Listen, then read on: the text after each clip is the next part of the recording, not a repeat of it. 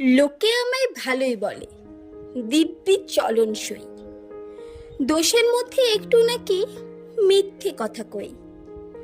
ঘাটশিরাতে যাবার পথে ট্রেন ছুটেছে যখন, মায়ের কাছে বাবার কাছে করছি বকম বকম। হঠাৎ দেখি মাঠের মধ্যে চলন্ত সব গাছে এক এক রকম ভঙ্গি ফোটে, এক এক রকম নাচে।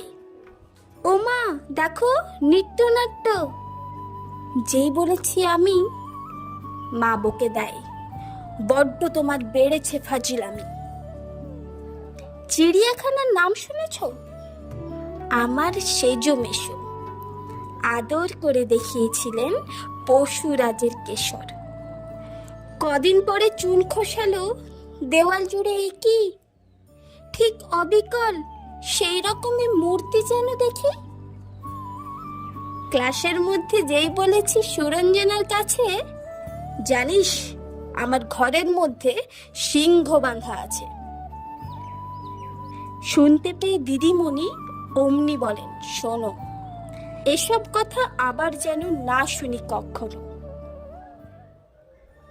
বলি না তাই এসব কথা, সামলে থাকি খুব। কিন্তু সেদিন হয়েছে কি, এমনই বেয়াকুব, আকাশ পারে আবারও চোখ গিয়েছে আটকে। শরৎ মেঘে দেখতে পেলাম রবীন্দ্রনাথকে।